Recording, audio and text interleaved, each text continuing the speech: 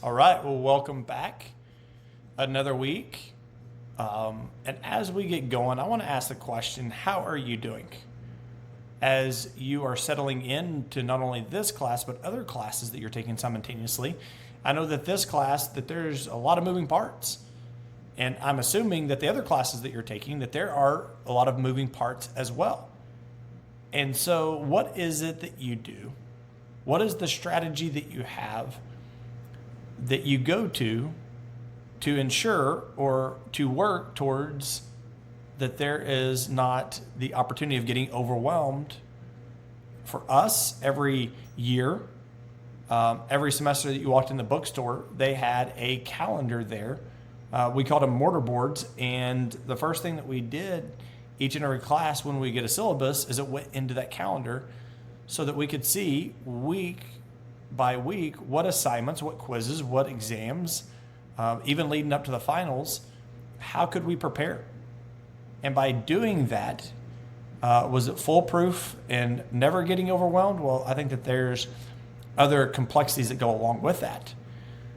But it creates a strategy so that, again, just like we always talk about in the society, how do you eat an elephant? Which that question as a whole is a very interesting question, but one bite at a time. So how do you break down these, what can seem like overwhelming semesters, is one class, one assignment, 1 week at a time.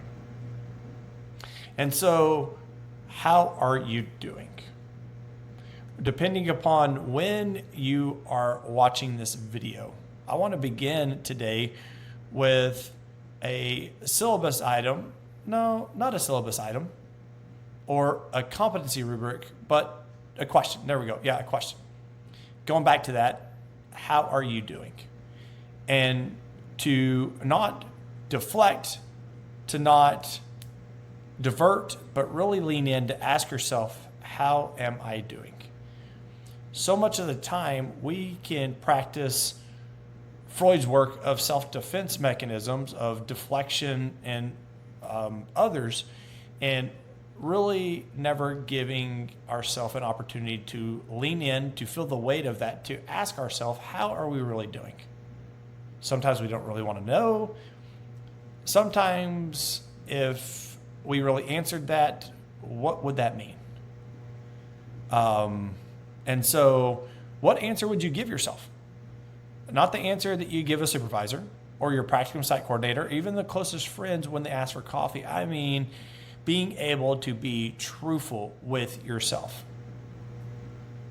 The one that lives somewhere in the space between right where your stomach is. I was going to say between, but no, right where your stomach. When you drive home after a particularly heavy day.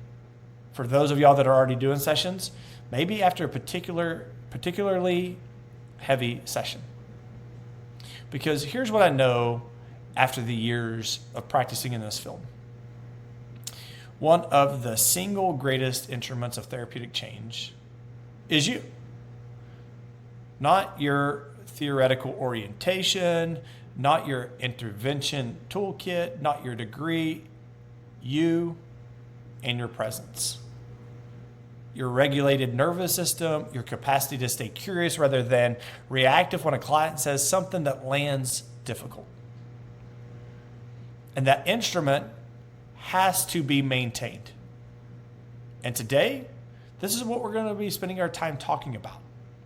So for some of us that may not like to talk about ourselves, that may not like the attention being on us, that's exactly where it's going to land.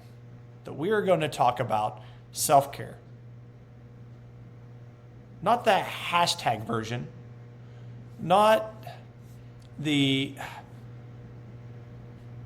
some of the ways that we can think about it. We're going to talk about self-care as a professional and spiritual discipline. We are going to talk about it as something your clients deserve from you, as something your soul requires, and as something that here at this institution we understand to be rooted in a theology of embodiment, Sabbath, and the recognition that you are a creature, not a creator. So that last point is going to be very important. That we are not the creator. We are the creature, the created. And so as we pause, I want to tell you and talk a little bit about the prophet Elijah, as you may already well know, and the theology of depletion that Scripture talks about. And so if you actually have your Bibles, or you want to open up, it's found in 1 Kings 19. And as we read the passage at the top of our notes, let's set the contextual nature of what's taking place. So Elijah has just come off one of the most dramatic ministry moments in the entire Hebrew Bible. In chapter 18, he has called down fire from Mount Carmel, and he has defeated and executed 450 prophets of Baal. He has prayed down a 3-year drought and also outran a chariot. By any measure of visible spiritual effectiveness, he is at the peak. And then, chapter 19, verse 3, we read, "Then he was afraid, and he arose and ran for his life." See, he ran into the wilderness, sat under a broom tree, and he asked God to let him go. And he said, "It is enough. It is enough." Does that phrase sound familiar to you? It is enough. I've heard a version of that sentence in first person from more than one therapist who burnt out and left the field. I cannot do this any longer. There is nothing left. I have given everything, and it has consumed me. You see, that's what happened to Elijah. What happened to him? Several things. One, he poured out an enormous amount of energy in service to others without adequate replenishment. He had been running on fumes, spiritually, emotionally, and even physically. Two, if we sit there and we look at verse 10, he says to God, I only am left. He believed that he was utterly alone. He was isolated, or his perspective was that.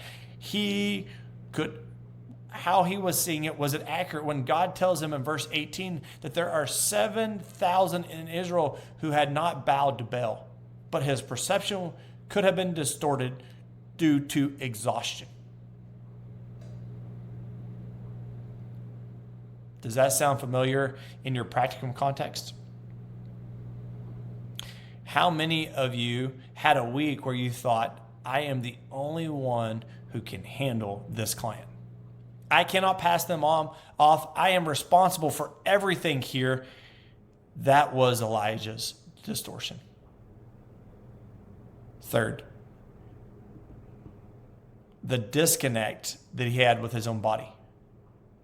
He was not sleeping, he was not eating, and he was not resting. And in the midst of that, watch what God does.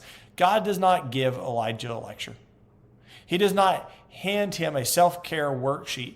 God sends him an angel who touches him and says, arise and eat.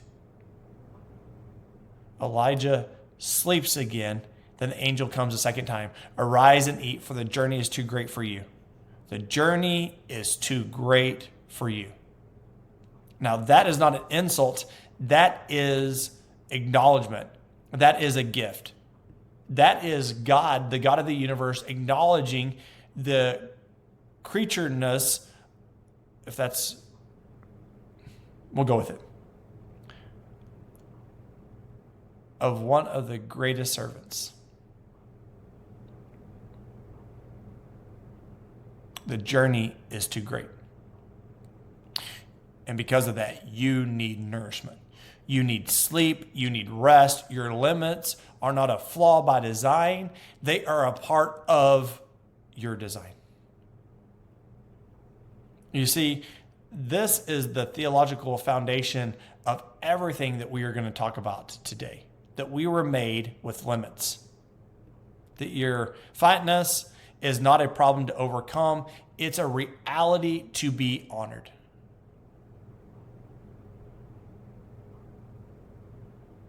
If Elijah needed to be fed and allowed to sleep before he could complete his calling, then so do you. Now, let's move from theology to clinical, there we go, literature. Goodness. And what I want you to see as these complementary, not competing. Okay, so the term compassion fatigue was popularized by Charles Figley in 1995. And he described it as the cost of carrying the emotional residue that accumulates when we are regularly exposed to traumatic material of others. Take that definition and apply it to what you do. So, if you work with trauma survivors, and many of us do and will, then you have the opportunity of absorbing something of what they carry.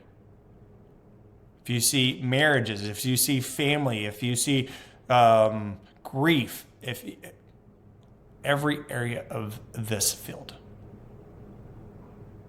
the opportunity of absorption. And we need to understand that that is not weakness. That is the neurobiology reality of a regulated, empathic nervous system doing its job. But we need to be aware of it and what to do with it.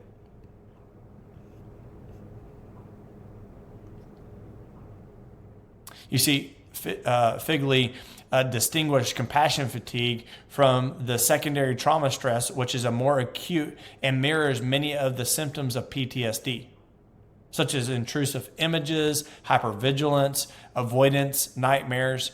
But triggered not only by your own trauma, but by the trauma you have witnessed in your clients.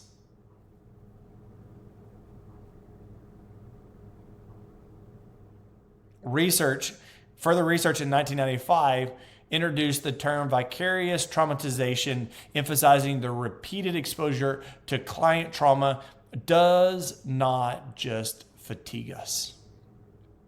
It actually changes us, and it can shift our core schemas about the world, our sense of safety, trust in others, our spiritual framework, and our sense of meaning. Now, let me say that last part again, because I think it is underappreciated or could be underappreciated in our training programs. That vicarious traumatization has the opportunity of impacting and even altering your spiritual life. You see, therapists who regularly work with severe abuse, violence, or tragedy may find themselves struggling with their own faith, with questions about theology, about why God allows suffering, about whether prayer means anything when a client story seems to offer no redemption. You see, this is a real clinical and spiritual risk, and it belongs in the classroom to prepare us in the times when we meet these clients. And what do we do to emote and to express any opportunity of absorption in the classroom so that we can emote and express and get it out so it doesn't have the ability to hold us back in the calling that we have spent years preparing for?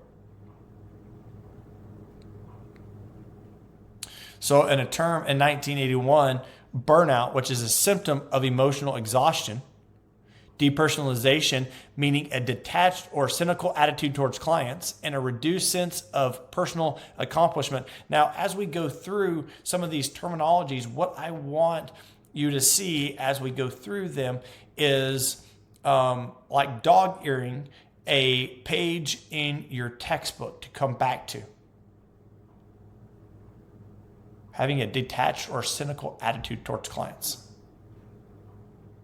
These are litmus to be aware of so that we don't miss the signals of the need of taking care of ourselves as a clinician. Burnout is real. Burnout is real. And it tends to develop more gradually than compassion fatigue. And it's often more organizational in its origin, such as inadequate supervision, excessive caseloads, a bureaucratic frustration, and lack of autonomy. So you can burn out in a job you need not find deeply meaningful. A lot of times we sit there and we only say, well, I'll burn out in that meaningful job because I have so much zealousness that I'm going to throw all of myself into that. But guess what? You can burn out in a job that you really don't find all that meaningful. But you can also burn out in a calling. And that particular burnout is especially dangerous because the meaning of the work itself gets corrupted when this takes place. I want you to notice something as we're going through this. I want you to notice the depersonalization means you begin to see clients as a problem rather than people. You start to acknowledge them from their symptomology rather than them and their personhood. And when this takes place, it makes it almost near impossible to be able to validate, because we want to validate people regardless if we can agree with them or not in their personhood, because validation communicates acceptance, acceptance communicates love. And if we start to depersonalize an individual or a client, then as a result of that, we elevate their problems, and it makes it really difficult, almost near impossible, to be able to validate. Which, when this takes place, then invalidation actually gets elevated, which is I don't see, I don't hear, I don't understand or want to understand, which conveys the message of rejection, and rejection conveys the message of love. Do I love this individual? You sit there and say, well, Brady, they're clients. Understandably so. But as we are called by love, from love, to love, it can be impactful. You see, we need to see people as image bearers. And that has ethical implications. When you are burned out, your capacity for genuine empathetic engagement, the core of our therapeutic relationship, and it erodes. And the clients that come into our offices, they deserve much better than a depleted therapist. See, self-care is not just a luxury for us as therapists. It actually is an obligation to your clients. So, does that change the perspective of how we see self-care? So, what does the research tell us about risk factors? And in that, who is the most vulnerable? We see that the literature is fairly consistent that risk factors include high caseloads with limited variety, inadequate clinical supervision, personal history of trauma that has not been sufficiently processed, isolation, both professionally and relationally, perfectionism and self-criticism, difficulty in setting limits and boundaries, and an identity that is completely fused with the therapist role. There's no offset. The person never actually leaves the job. Mentally and emotionally, that is, and even spiritually. And I want you to pay attention here, because a theology of suffering that glorifies pain and adequates self-denial with holiness.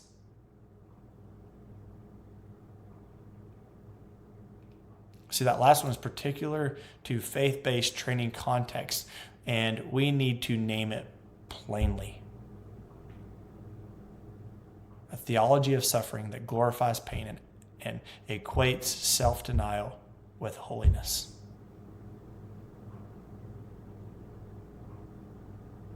So how is the question? Now, some of us were raised in church cultures that treated self-care as selfishness, rest as lazy, and limits as a failure of faith. Some of us have internalized the message that a truly devoted servant of God runs until they collapse, that asking for help is weakness, and that your own needs are always less important than others. Some are sitting here in this room right now with that framework operating in the background.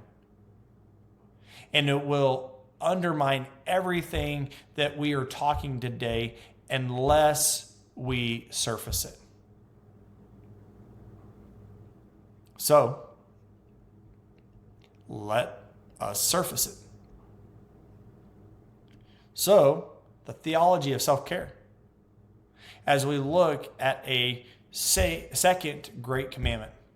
When Jesus was asked which commandment was the greatest, he answered in Matthew 22:37 through 39. He says, "You shall love the Lord God with all your heart and with all your soul and with all your mind. This is the great and first commandment." And then he goes on. "And the second is like it. You shall love your neighbor as yourself."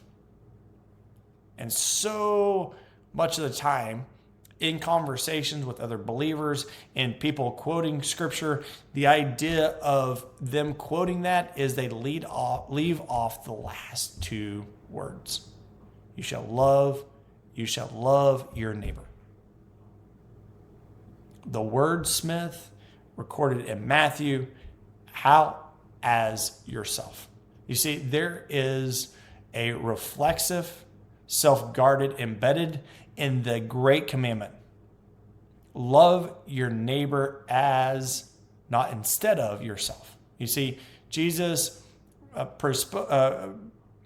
to think how I want to say this, communicates that you have a basic relationship of care towards yourself that serves as the standard for how you treat others.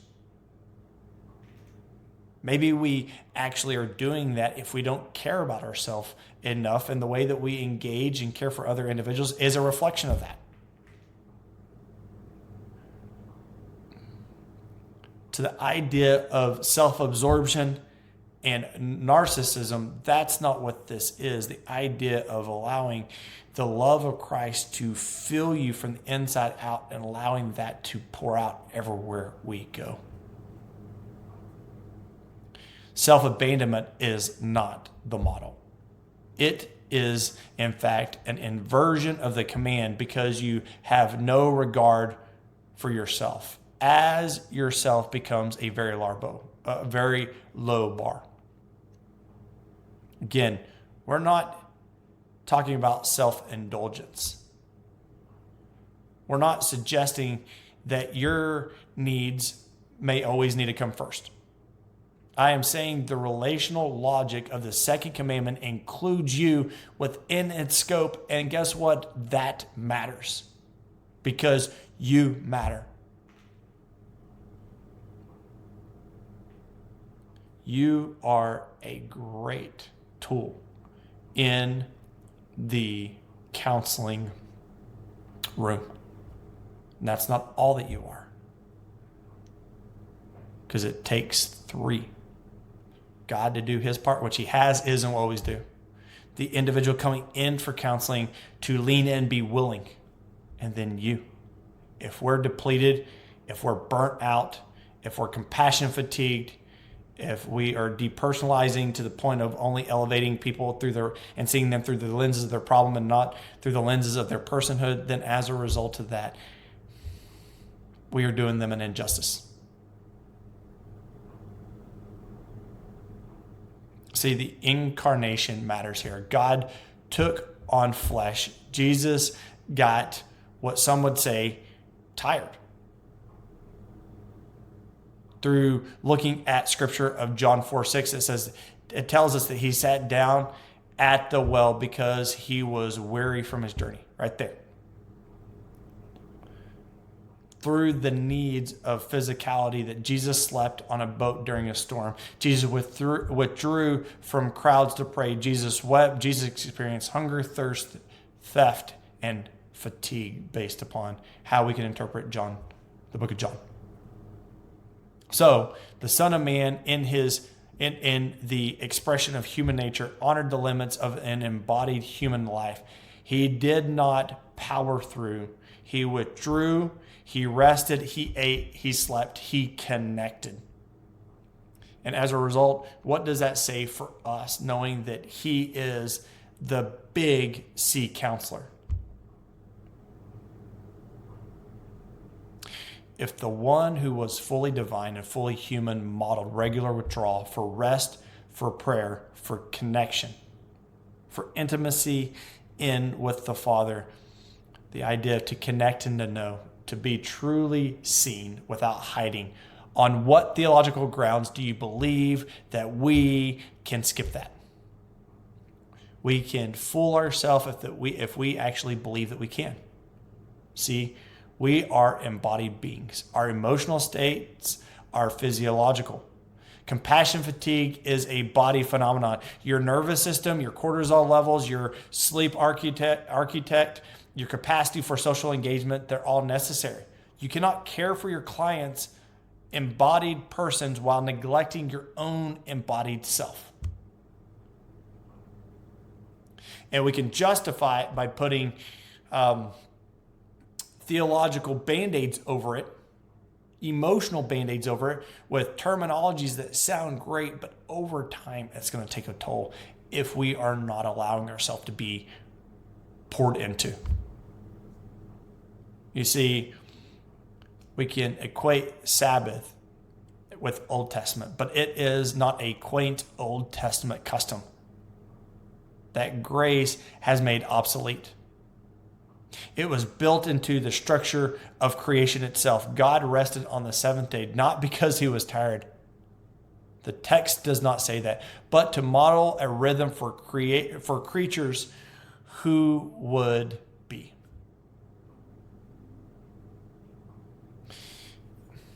In a work of looking at the Sabbath as resistance, it argues that Sabbath is countercultural an act of resistance against the anxiety-driven productivity that tells us our worth is not in our output. How many of us, including myself, have to fight this? How many sessions? How many people did I come across where I poured myself out? And as a result of that, great. But is my worth in that? You see, for therapists whose work is never truly finished, whose caseloads never empty, whose clients do not start struggling on the weekends, Sabbath is necessary. Sabbath is a theological act of trust that the world does not depend on your continuous labor. Now, you can believe that if you'd like. And I, myself, in times, have believed that. Sometimes consciously, sometimes subconsciously. But the idea of being able to rest. What is my role and what is my part? Because it helps define what is not my role and what is not my part. See, even though we get to show up and we get to impact people, we have to understand that we are not God. That the therapeutic universe does not collapse when you close your laptop.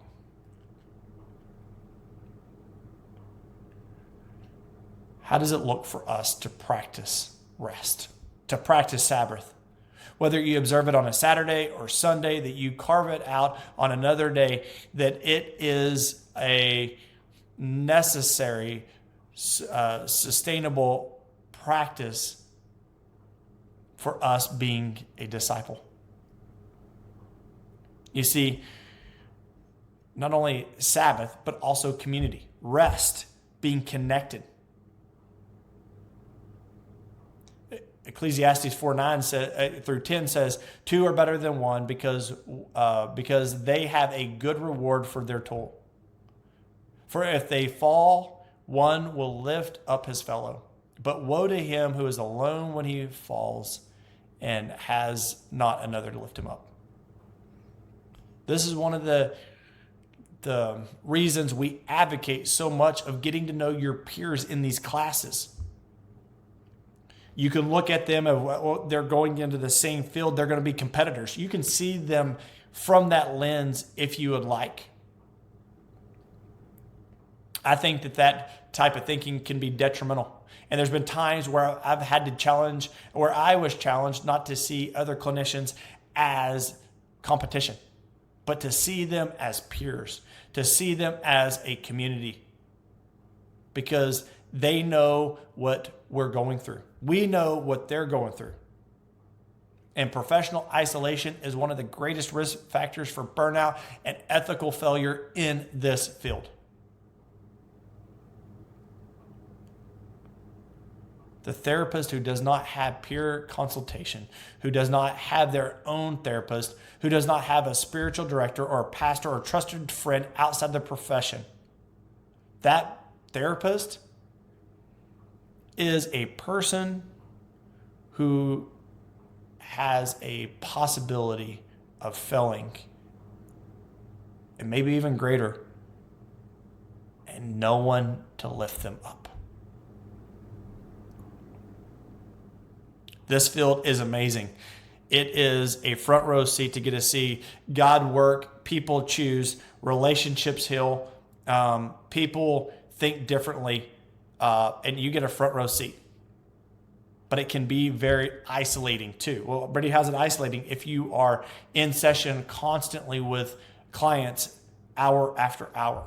Yes. That's for you to be poured out. And if we see that as community, in the beginning, you may not feel it, but over time, it will not be sustainable. Community is not a nice to have. In the wisdom literature of the Old Testament and in the New Testament, it is God's design for human flourishing. We need people. You need people. I need people that can speak honestly into your professional as well as personal lives. You need supervision that is genuinely overseeing and not just administrative. You need somewhere to put what you carry and to have somebody that can really speak to you honestly. Sometimes we can get to a place as therapists where, well, but I know everything. That's a dangerous place to be. That is an extremely dangerous place to be. The longer we practice, the longer I practice, the more I see areas where community, where practicing rest and having a Sabbath and these self-care models are so beyond necessary. Because even though I may have been doing this a little bit longer, there's other people out there that have been doing it even longer than I have. And when you hear those that have been doing it for 20, 30, some of them even longer than that, what you find is the more that they lean into the need and the process and the practice of self-care. And what we need to understand is that self-care is not just a single behavior. It is a multiple domain practice. So what we're going to look at is research on therapist self-care identified through several domains. And we're going to walk through them as we look at through the lenses of not only clinical, but also the spiritual dimension. Okay. The first is physical self-care. Things like sleep and exercise. You could add nutrition in there. Hydration, I guess that goes into eating, but again, So getting back to sleep. I'll begin here because it is the most underrated element in the list. I apologize.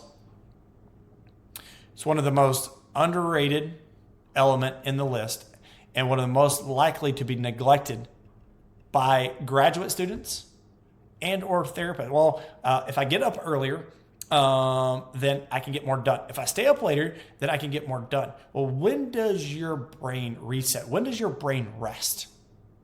And do you actually get the rest that's needed for your brain to detox? If not, where does that go? What does that impact if the brain's not detoxing? If the body's not detoxing the way that it was actually designed and created? Matthew Walker's research is instructional here. After 17 to 19 hours without sleep, cognitive impairment is equivalent to a blood alcohol level of 0.05. Wow. We need to understand that sleep impacts our empathy, our emotional regulations, our judgments, and the capacity to read facial expressions accurately. And every one of those are necessary tools and abilities in our clinical assessment.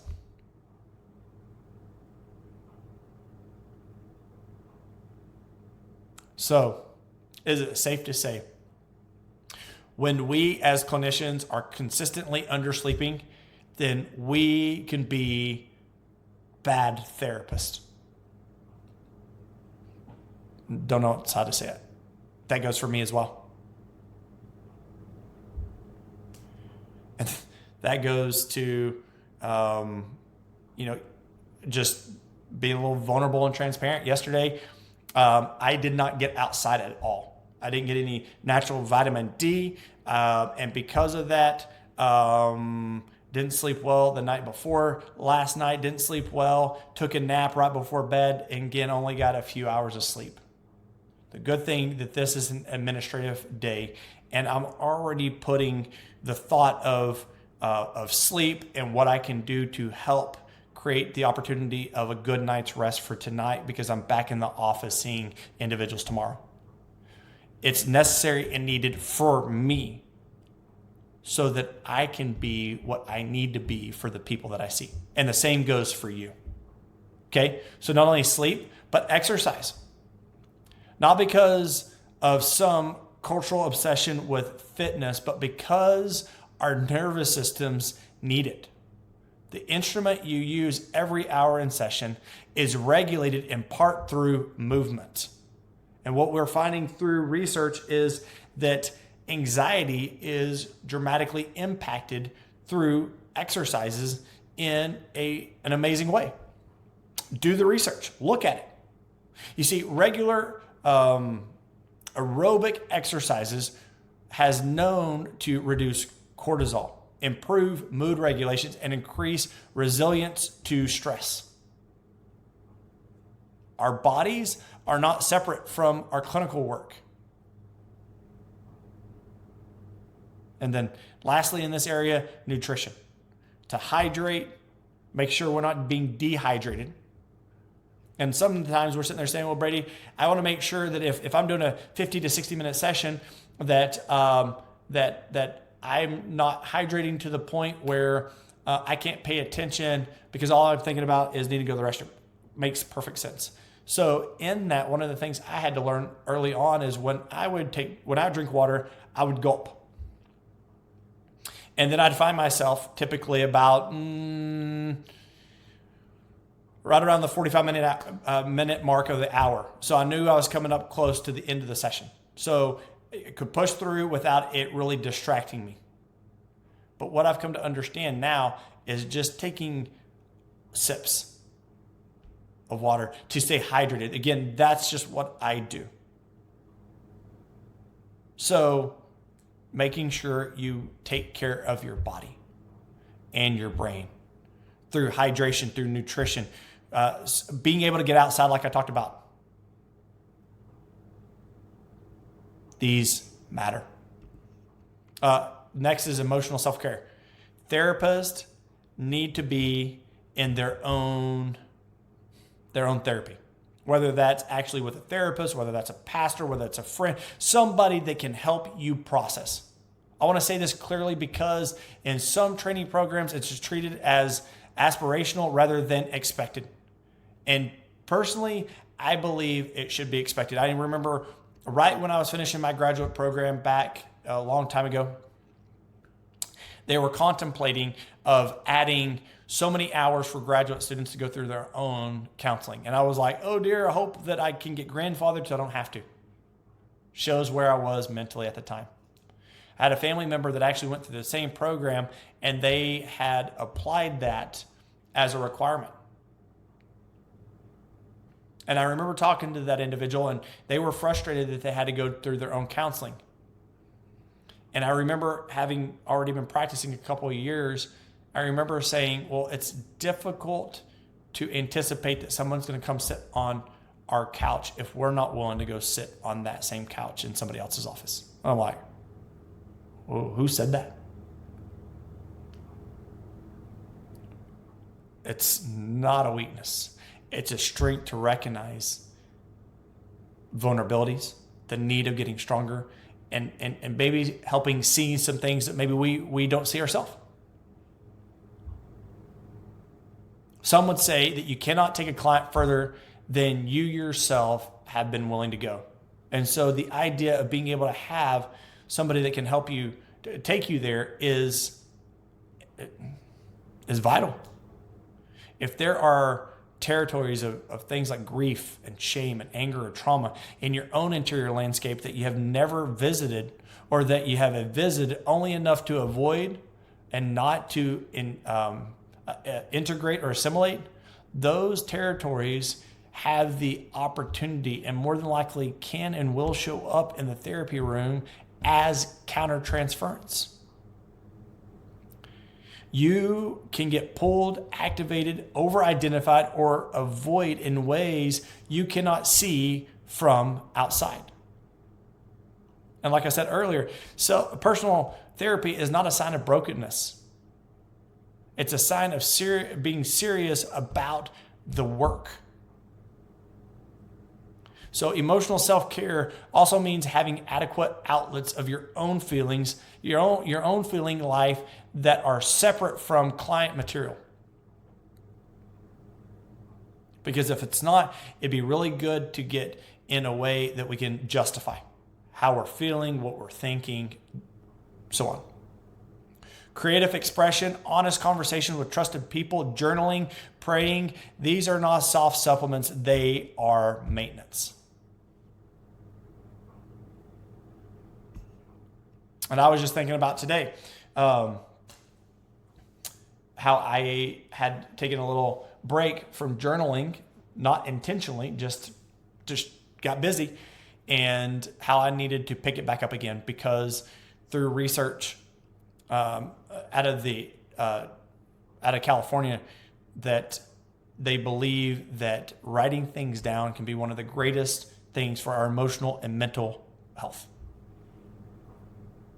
A lot of people don't like that. I remember early on giving it as a homework assignment and feeling like God was prompting upon me, Brady, stop asking clients to do things that you're not willing to do. Okay? Well, stop asking them to journal. That's not what I meant. Okay. So the idea of the more that we do the very thing, whether we really enjoy it and or not, do we see the benefit? And if we continue to press forward and do it, do we get stronger as a byproduct?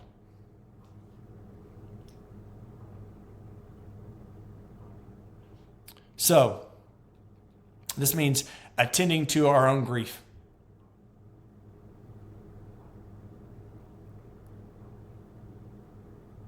Tending to the things that are in us. Making sure that after sessions are over with, each day, each week, really processing, God, did anything absorb in me?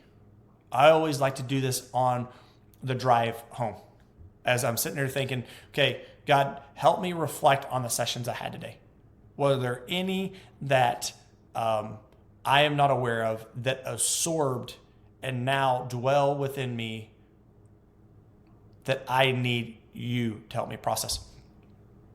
And if I only lean upon what I see, what I feel, what I know, then there's going to be the vast majority of them that I won't give attention to that need my attention. That's why he is the God of awareness.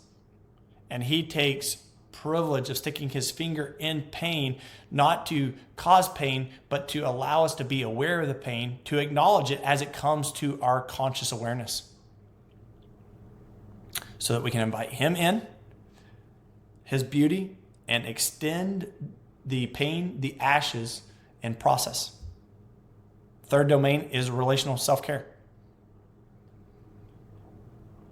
Your therapeutic work requires an enormous amount of relational giving. You're constantly pouring it out. You listen with sustained attention to pain, to confession, to crisis. You hold people's most vulnerable material. You co-regulate distressed nervous systems. All that draws on your relational reserves, whether we realize it or not. And those reserves must be replenished, because if not, they become depleted. And we might not feel or sense the depletion until we're running on empty. So that means investing in relationships in which you are not the helper. It's difficult. When people know what you do, when you have a gifting and a calling, and you're constantly in that space to allow somebody else to take lead in that area. Friendships where the emotional exchange is genuinely mutual. Marriage or partnership where you can be known and cared for, not just relied on. Family connection, mentorships that go both ways, that there is dualism. The idea of I'm just not constantly operating as a therapist, as a friend. You see, the risk for therapists is that we give relationally all day and come home depleted, and then the people we love get the empty remainder. Over time, this erodes marriages, friendships, and the relational roots that sustain us. And even with that, the idea we have to go back to ethics. Who is it that we can extend clinical services to? So in that, guard your relational investments outside the clinical hour as seriously as you protect the therapeutic framework inside it.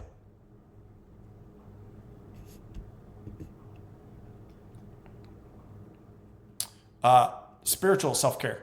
This domain is central to our program and central to who we are.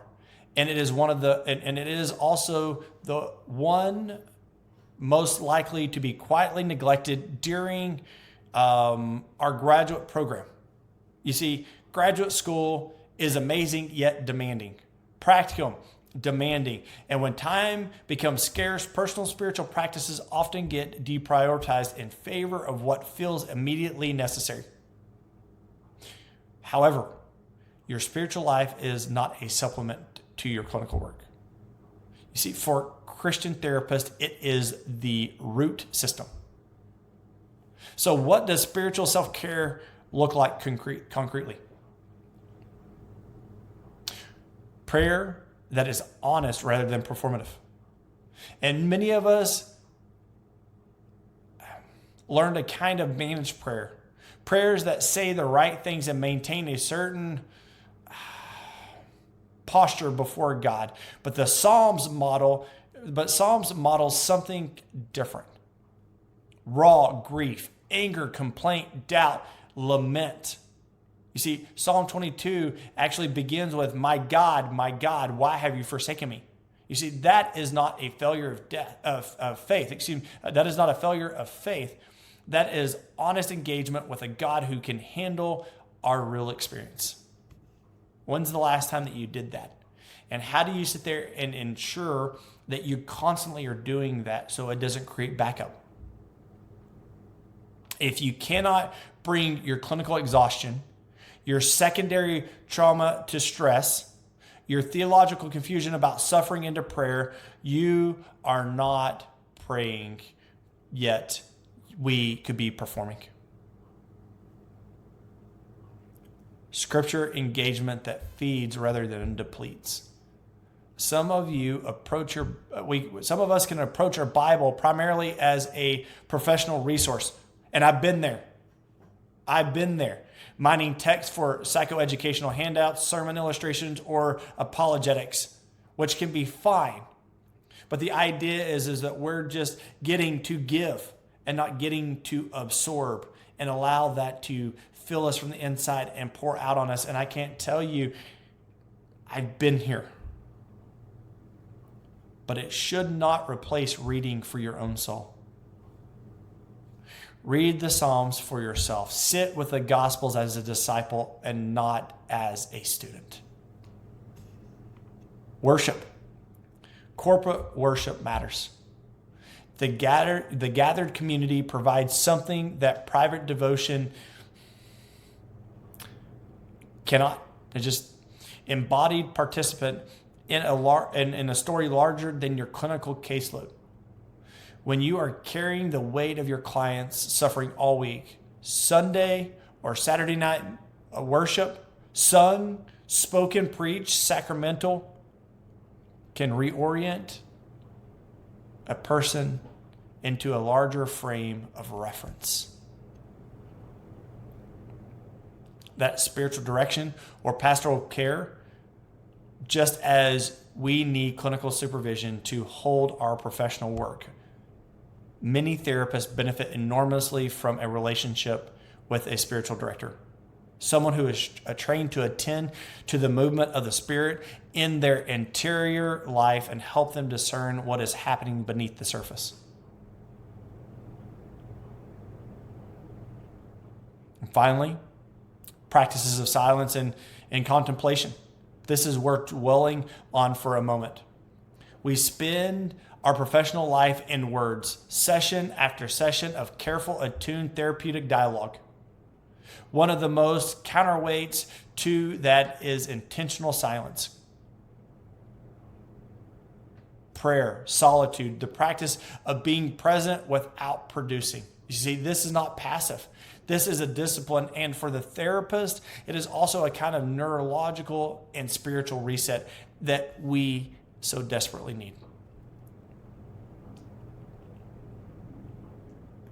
Professional and cognitive self-care.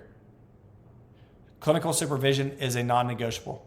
Not just the hours your licensure requires, but genuine supervision where you can bring your hardest cases, your countertransference, your clinical uncertainty, and your moral distress. Peer consultation groups provide a form of colleague support that formal supervision does not always offer. In a consultation group, you are along with your equals. The exposure is more lateral. The support is often more candid. So the idea is to gain multiple expressions of supervision. Continue in education. Not always a fan favorite, but necessity. And it matters not just for our licensure renewal, but also what it does to your clinical engagement. You see, therapists who continue to learn, who encounter new frameworks, new research, new approaches, tend to stay more curious and less burned out than those who settle into these rigid, repetitive of established routines. And we can miss it. We can miss some of the late, great, amazing research and tools and techniques that our clients so desperately are depending upon us for if we just constantly keep to our rigidity.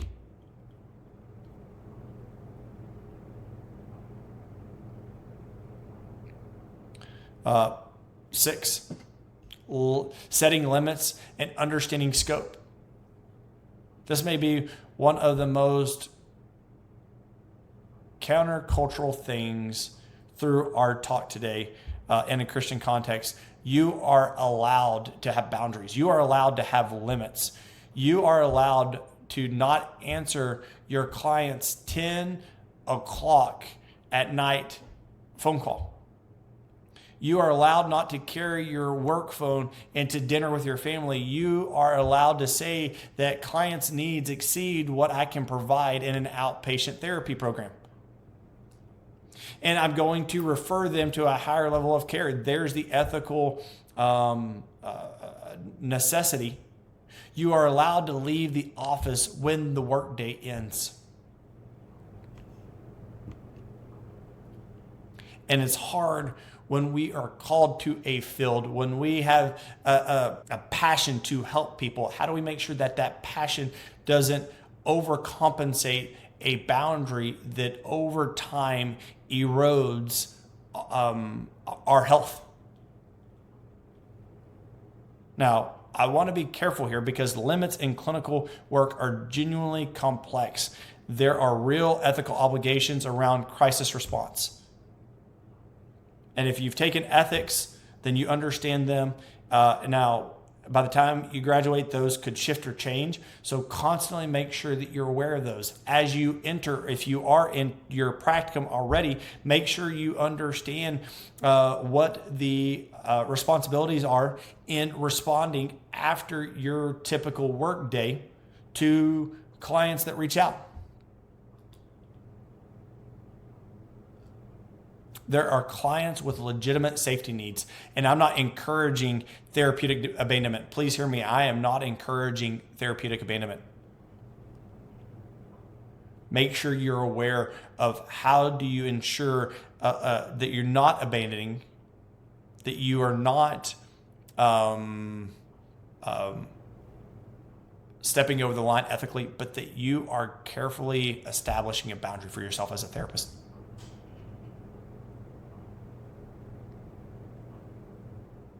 You see, the therapist who is always available, who cannot turn it off, who cannot let it go, is a myth that will destroy anybody who believes it and will ultimately harm your clients because they need a therapist who is present in session, not one who is perpetually depleted.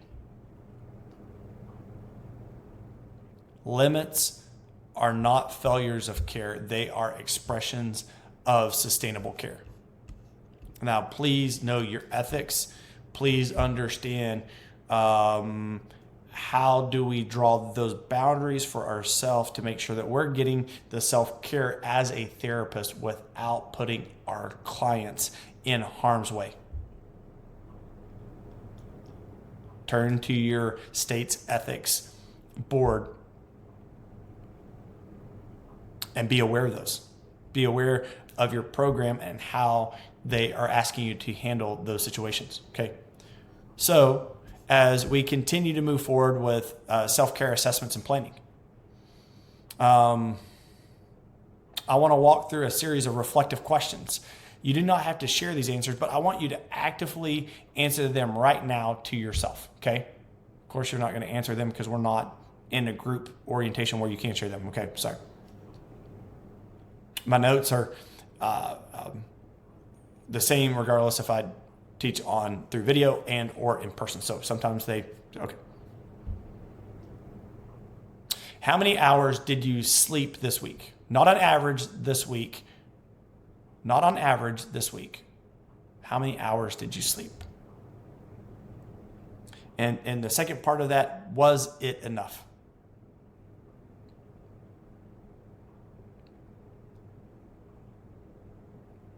When did you have a conversation with someone in which you were not the helper?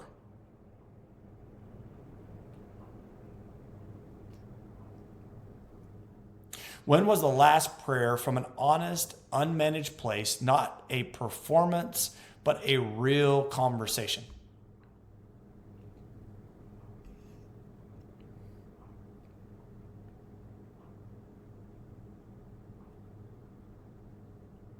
Is there a client on your caseload right now who is activating something in you that you have not talked about with your supervisor?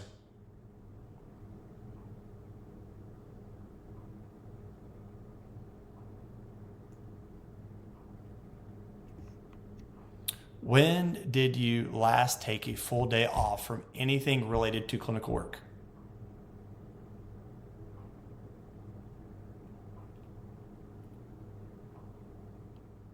Is there a part of your personal history that shows up in your clinical work in ways you have not fully explored?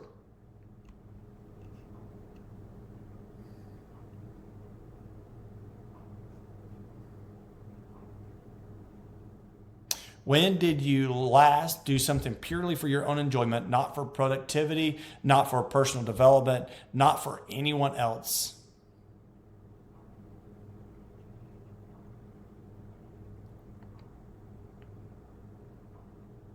Now, based on those answers, which domains need your attention right now? Not which one do you think needs, or not which one do you think should you attend to? Which one is actually most depleted?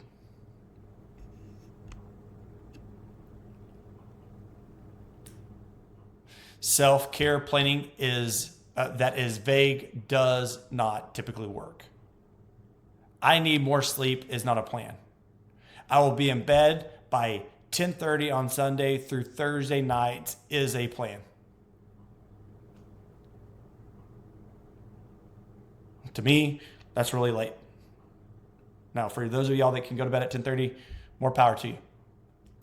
I should exercise. It's very inspiring. Versus, I will walk for 30 minutes on Monday, Wednesday, and Friday mornings before I open my email is a plan.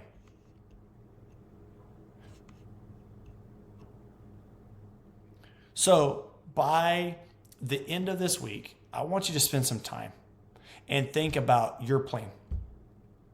Not just a conscious exercise of aspirations of things that you think you should do, but really putting to paper and really start to move the needle of kind of moving it in the direction of to that direction with a written self-care plan with at least one specific behavioral commitment in each of these domains.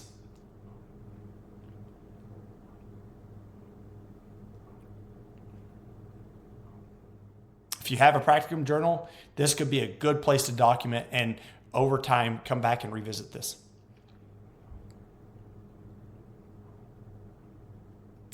So as we land this, I want to talk about when self-care is not enough through recognizing crisis.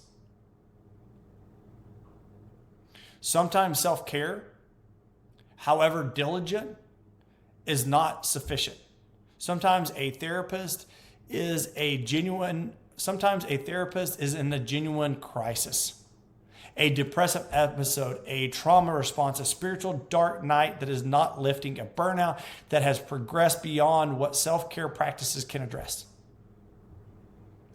If that is you, or if that becomes you, there are things that we need to be aware of.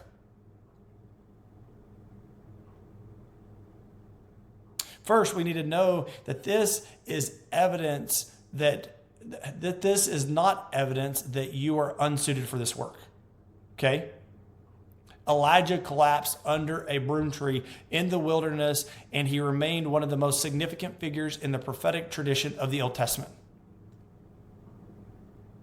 Second, it requires more self-care. It requires intervention. It may look like beginning or returning to personal therapy. It may look like a temporary reduction in caseload. It may look like a medical evaluation for depression or anxiety. It may look like a leave of absence. It may look like a frank conversation with your supervisor. How do you get back to a place of equilibrium? Third, your professional and ethical obligations continue even when you're struggling. For counselors, the ACA Code of Ethics is explicit. Counselors have a responsibility to monitor their own professional effectiveness and to take steps to limit, suspend, or terminate their practice when their condition impairs their ability to serve clients effectively. Now, that's a hard standard, but it's a necessary one because we can do harm. And it's consistent with what we've talked about today. Your clients deserve all of you. You being whole. Adequate resource, professional self. When that self is unavailable for whatever reason, the ethical path is to get the help that you need to protect yourself and your clients in the meantime. That is not weakness. That there is wisdom. Now, Eugene Peterson wrote a book called A Long Obedience in the Same Direction. Now, the title is a description of what discipleship requires. A long obedience. Not a dramatic spirit, not a heroic sacrifice that burns out in a blaze of intensity. A long, sustained, day-by-day practice of showing up. That is what this field requires of you. A long obedience. And the only way to sustain a long obedience is to care for the person who is doing the obeying. As we close with the full passage of 1 Kings 19, a few verses beyond where we begin. After Elijah eats and rests, the angel says, "Arise and eat, for the journey is too great for you." And then the text tells us he arose and ate and drank and went in the strength of that food, and the food 40 days and 40 nights to Horeb. I think I'm pronouncing that right. Forgive me if I'm not. Horeb, the Mount of God. He ate, he rested, and then he went. He completed the journey. He stood before God in a cave and heard the still small voice. He received the next assignment. He fulfilled the calling, not spite of the rest, but because of it. And I pray that each of you will be true for you. That you will care for yourselves, your bodies, your souls, your relationships, your interior lives well enough and seriously enough that decades from now you will still be here, still present, still capable of genuine empathy, still bringing your whole sustained, nourished self into the therapeutic hour. The people who will sit across from you need that from you. And God has designed you to offer it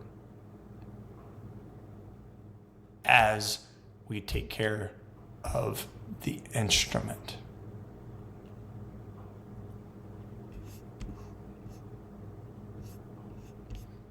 So, go back and reflect on those domains and where does your attention need to be? How does taking care of yourself, making sure you're being poured into, making sure you're drawing boundaries and within those boundaries, making sure you're not neglecting the ethical responsibilities that you have in the state that you practice. Make sure you're aware of that. Make sure you're aware of what your state board says. Make sure you're aware of the practice that you practice at. Make sure you're aware. Have a conversation with your supervisor. How do you have that boundary to be poured into, to be filled up, so that you can pour out? Until next time.